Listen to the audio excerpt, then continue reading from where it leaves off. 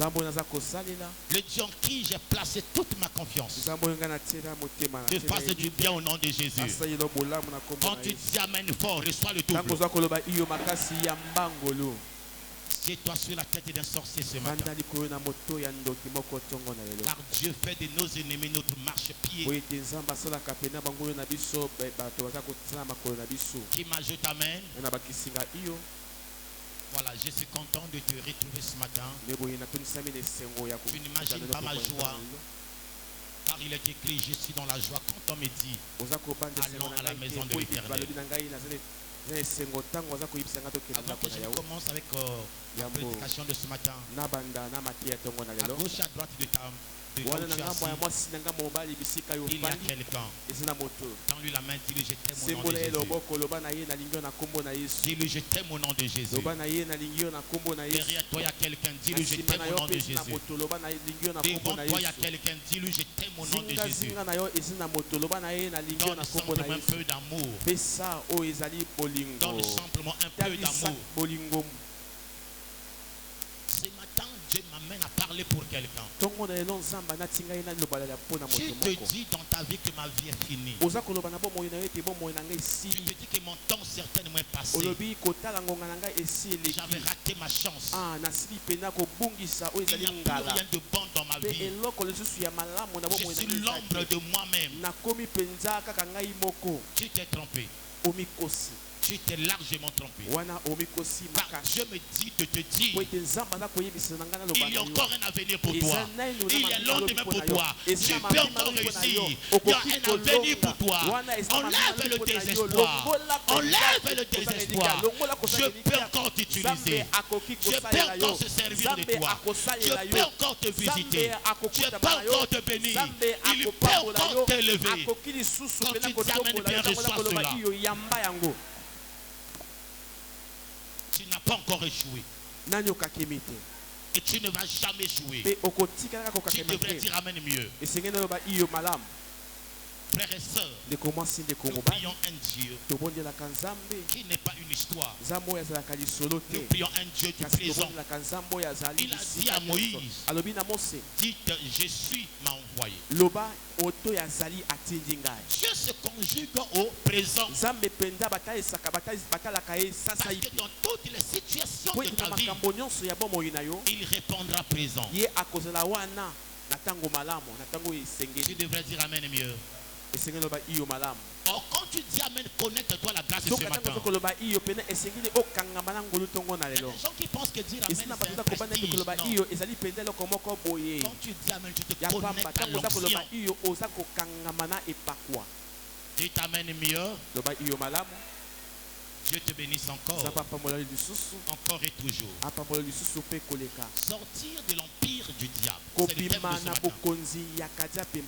Lorsqu'on parle de sortir, c'est qu'il y a une possibilité. Dites amen. Et quand on parle de l'empire, l'empire renvoie à quoi? C'est imperium en latin. Imperium. Amen. Amen. Il s'agit d'un groupe d'États qui sont dirigés par un État qui les domine. Lorsqu'on parle de l'empire, c'est qu'il y a une autorité absolue. Il y a un souverain. Alors qu'il règne sans partage. Et sur l'empire, c'est l'empereur. Et l'empereur, c'est pas un président. C'est pas un roi. C'est plus qu'un président. C'est plus qu'un roi. L'empereur, il règne sans égal. Il n'a de compte à rendre à personne. Vous êtes comme sa propriété. Et c'est pour cette raison, lorsqu'on parle de l'empereur lorsqu'on parle de l'empire ici, l'empire ici de Satan, on voit à l'influence de Satan dans la vie d'une personne. Lorsque Satan est celui qui domine sur toi, c'est que tu es sous son empire. Lorsque Satan a le contrôle de ta vie, lorsque Satan a le pouvoir sur toi, lorsque Satan a son emprise sur ta santé, lorsque Satan a toute la puissance d'agir sur ce qui t'appartient, c'est que tu es sous son empire. Comme c'est quoi l'empire? C'est que vous dépendez de lui. Vous êtes sous sa suprématie. Il a une même mise son partage sur vous. Quand tu dis Amen, Dieu te bénit. Frères et sœurs, et c'est quoi alors tout ceci? Il y a des gens qui vivent, il y a des gens qui sont libérés sous certaines conditions. Ils sont des prisonniers libres et on leur met des bracelets électriques. Il a le pantalon, tu ne vois pas le bracelet. Mais depuis la prison, on le contrôle.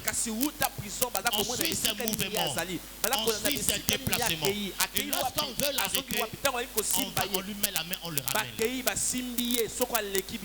Beaucoup d'entre nous ici, certains, ils pensent que être libre de marcher, être libre de dormir, être libre d'eux, c'est qu'on n'est pas sous l'emprise de Satan. C'est une erreur. C'est une bêtise encore. La Bible parle d'une dame qui était constamment dans l'église. Elle était liée durant 18 années. La Bible dit qu'elle était courbée. Elle ne pouvait pas se redresser. Je n'ai pas dit qu'elle ne voulait pas se redresser. Mais j'ai dit qu'elle ne pouvait pas. Et pourquoi? Le maître qui la dominait ne lui donnait pas l'occasion de se redresser. Ils sont plusieurs ici. Ils ont des vies tordues. Ils sont plusieurs ici. Ils ont des projets tordus. Ils ont des santé tordues. Ils ont des finances tordues. Ils ont du travail tordu. Un commerce est tordu. Lorsqu'une chose est tordue, laisse-moi te le dire, tu devrais comprendre que Satan a sa main mise. Car les voies de Dieu, elles sont droites. Les voies de Dieu, elles sont excellentes. Qui me dit Amen bien? Qui n'a pas dit Amen mieux? C'est pour cette raison, en parlant de la domination de Satan, de l'empire de Satan, Satan peut lier quelqu'un dans le chèque. Vous êtes Congolais avec moi. Vous le savez si bien. La sorcellerie existe. On peut lier la vie d'une personne. Il y a des gens qui sont en train de se promener, même danser dans la rue. Mais parfois c'est quelqu'un qu'on a déjà sacrifié. Le nombre de jours est compté. On sait que dans une semaine, il y aura un accident sur sa vie. Il va mourir. Le corps est libre. L'esprit est déjà lié. Amen. Qui m'ajoute Amen? Amen. Combien de personnes ici? Peut-être que vous ne le saviez pas. Il y a des gens, tu es parti t'endetter chez quelqu'un. Mais il a lié tes finances. Tu n'arrivais plus à te débarrasser de la dette. Malgré ton effort, malgré tes efforts, malgré ta volonté, la dette ne fait que galoper. Et ta vie ne connaît que de s'embourber. Et pourquoi? Il t'a lié afin que tu ne sortes plus de son giron. Tu restes là sous son emprise. Et l'argent, les intérêts ne font que galoper.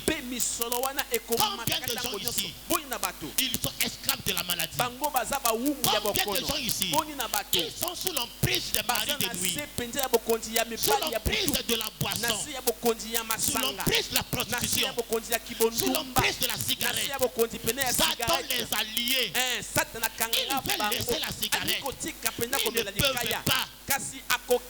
J'ai une bonne nouvelle pour toi. J'ai une bonne nouvelle pour toi. Quel que soit ce que tu vis, quel que soit là où tu ne peux pas te libérer, il y a quelqu'un qui peut te libérer. Il y a quelqu'un qui a le pouvoir de te libérer. Cette personne, il s'appelle Jésus. Cette personne, c'est le roi de tous les rois. C'est le Seigneur des seigneurs. Il a le pouvoir de dire un mot et l'empire de Satan s'écroule. Quand tu t'amènes, reçois la grâce. Donc ce matin, je veux que les yeux de quelqu'un s'ouvrent. Que l'intelligence d'une personne s'ouvre et que tu comprennes que je dois me libérer. Je dois me détacher de l'emprise de Satan. Ajoutez-moi amen. Je disais à ceux qui ont dormi avec moi ici la nuit, on nous disait à l'école, en philosophie, vaine est la médecine qui ne guérit aucun mal. Amen. Amen. Une médecine est médecine parce qu'elle doit guérir de quelque chose. Amen. Lorsqu'une médecine ne guérit aucune maladie, elle sert à quoi? Aussi la chrétienté, aussi la vie chrétienne, aussi l'église. Lorsqu'il n'y a plus de délivrance, il n'y a plus de libération, il n'y a plus de bénédiction, il n'y a plus.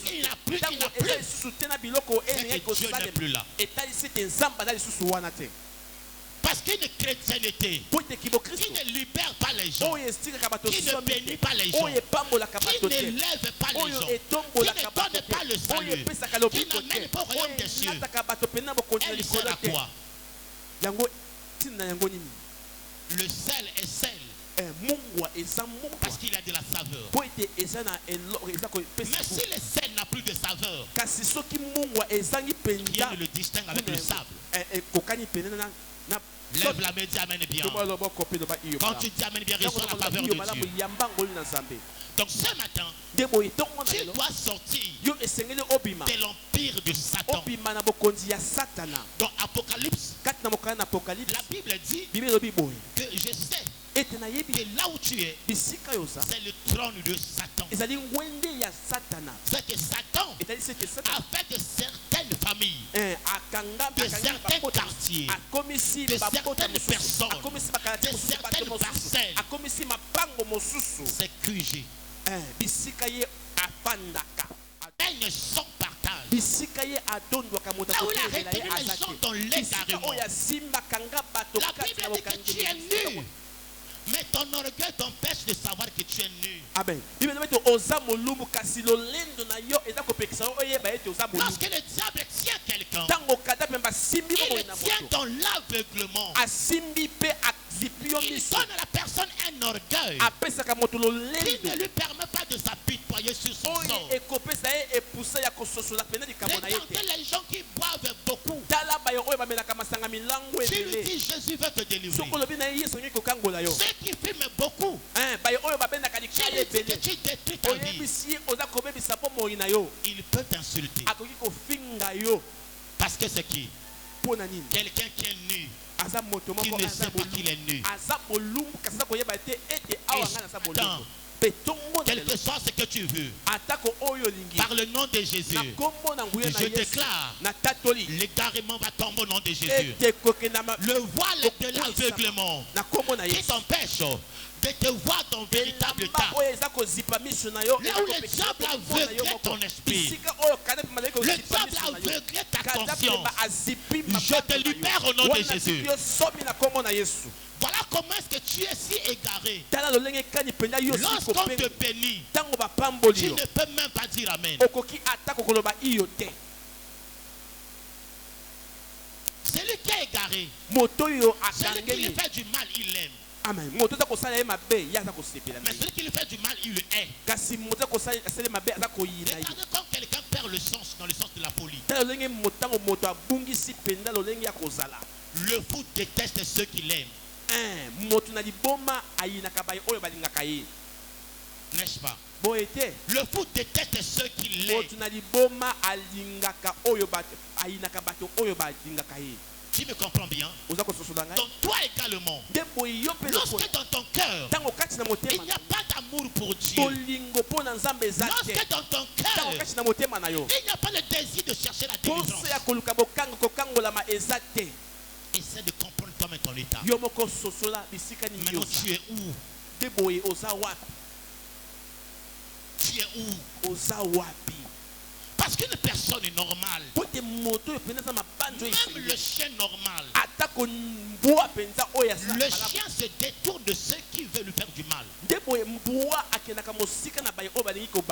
toi, les milieux dans lesquels ta vie est en train de se détruire, tu aimes ces milieux. Là où il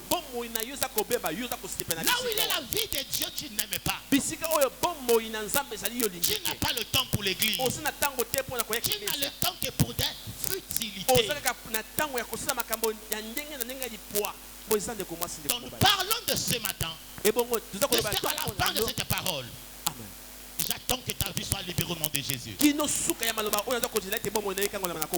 Dieu envoie la parole, c'est que Dieu a vu, il vit. Il veut que cette parole libère quelqu'un. Il veut que cette parole libère une famille. Il veut que cette parole libère un foyer. Il veut que cette parole libère une destinée. Quand tu termines, reçois la faveur de Dieu. Alléluia. Amen. Nous allons lire Romains 3, verset 9. Romains 3, 9. Aidez-moi à lire cela s'il vous plaît.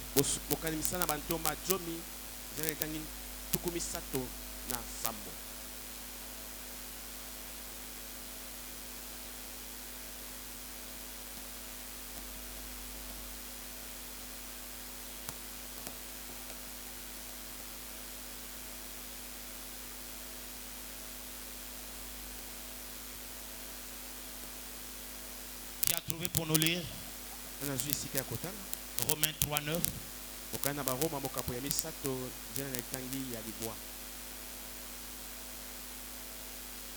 Allons-y un peu vite. Romains 3, le verset 9. Lisons la parole de Dieu. Amen. Quoi donc?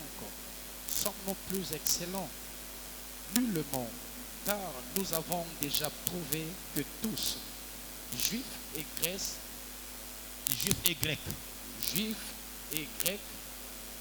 sont sous l'empire du péché. Il y a des gens qui sont sous l'empire de Satan. L'empire de Satan, c'est l'empire du péché. Suis-moi bien. Aujourd'hui, les gens parlent de démocratie. Et là où quelqu'un vient devant le maire, prend son copain garçon, dit qu'il est devenu ma femme, et il vous donne un sourire pour vous dire qu'ils sont heureux. Ils sont sous l'emprise du péché. C'est l'homosexualité. C'est une abomination. Il y a des gens, vous voyez bien, dans les bars, dans les buvettes, en train de danser, en train de se réjouir. Pour certains à moitié nus, ils sont si contents, ils ne se gênent pas. Ils sont sous l'empire du péché, l'empire de Satan.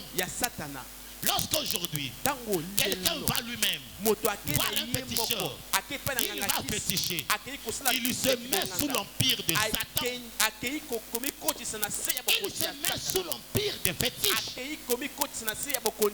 Lorsque quelqu'un se lève de lui-même, il commande une magie, il commande une maison quelconque, il se se met sous l'empire de Satan. Frères et sœurs, il se peut qu'il y a dans ta vie un péché que tu veux te libérer, un péché que tu veux abandonner, un péché que tu veux laisser. Il y a des familles où les gens commettent l'inceste sans se rendre compte. Les gens sont dans l'inceste et ils sont contents de cela.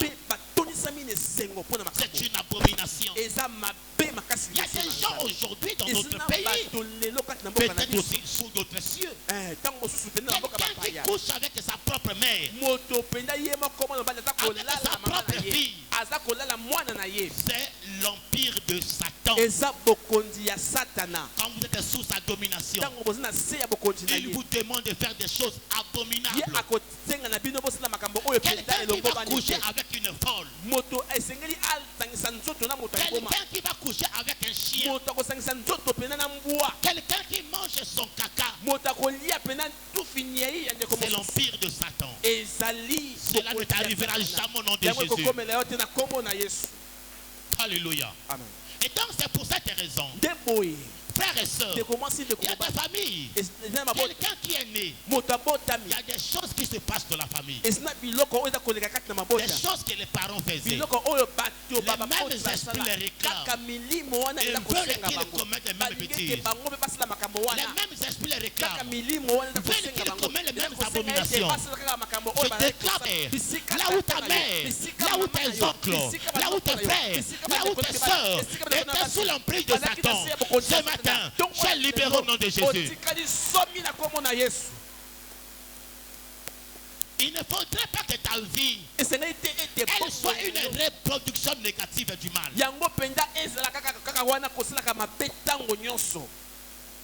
Qui lève la main dit Amen.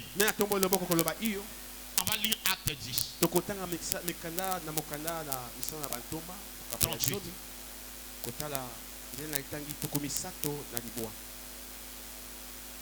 Donc les chaînes dont on parle, l'empire de Satan, il ne s'agit pas de voir quelqu'un qui les chaîne comme ça. En fait, même lorsque à l'église Pentecôte, là on attache, dit-on, les fous. Suis-moi bien. Les chaînes physiques que vous voyez sur les fous à Pentecôte ne sont que la manifestation physique des chaînes spirituelles sur ces mêmes personnes. Amen. Est-ce que vous comprenez ce que je dis? C'est que parce que spirituellement, ces gens sont liés. Physiquement aussi, on leur met des chaînes. Les chicottes que j'ai entendues, on tape les fous. Les tortues dont on leur met certaines des bougies sur le corps. Ce n'est pas pire que ce que les démons font subir aux gens. Ce n'est qu'une image pour te dire Satan fait pire. La torture satanique est pire. Combien de gens ici, ils ont un salaire, mais non, je ne sais pas. Ils savent pas ce qu'ils font de leur argent. Satan peut lier une vie entière. Il peut lier certains aspects d'une vie. J'ai dit que Satan peut lier certains aspects de la vie d'une personne. Il y a des familles, les gens se marient facilement. Mais l'école, rien ne marche pour personne. Donc les études sont liées. Il y a des gens, ils ne sont pas intelligents. Le diable a aveuglé l'intelligence. Mais le commerce, les gens réussissent. Donc il y a des aspects dans ta vie. Dieu va me libérer ce matin. Quel aspect de ma vie mérite la délivrance? Regardez le corps humain. Quand nous allons à l'hôpital, parfois tout le corps est malade. Mais le médecin qui est sachant, il lui explique que tout le corps est malade. Il sait que si tout le corps est malade, il y a quelque chose qui rend tout le corps malade. Et parfois il décèle ce mal. Dès que ce mal est guéri, tout le corps redevient normal. Il y a des familles, frères et sœurs. Il y a des gens qui sont maladifs. Mais quand tu es maladif, ce n'est pas que toi qui es lié. Ce n'est pas que ta santé qui est liée. Une maladie n'a pas droit à un bon foyer. Une maladie n'a pas droit au travail. Une maladie n'a pas droit à la prospérité. Une maladie n'a pas droit au succès. Une maladie n'a pas beaucoup de droits. C'est pourquoi, en t'attachant dans la maladie, on a détruit beaucoup d'aspects de ta vie. Lève la main, juste à main fort. Regardez, cette dame, elle avait des moyens, elle avait des biens, elle avait de l'argent. La Bible dit, il y a eu dans sa vie une perte de sang. Quand tu souffres de la perte de sang, tu es exclu du mariage. Quand il y a une perte de sang, tu es condamné à la pauvreté. Parce que tu deviens esclave de la maladie. Esclave des comprimés. Esclave de la pharmacie. Vous avez arrêté vos études à cause des problèmes de santé. À cause de la santé, tu n'as pas pu continuer avec l'école. Lève la main, ajoute amen. Le diable pour détruire quelqu'un, pour mettre quelqu'un sous son emprise, il regarde la vie d'une personne, il cherche les points essentiels. Il fait que si j'attache là, il ne va pas s'en sortir. Si je lis ici, il aura l'impression d'être libre, mais le fil va le rattraper.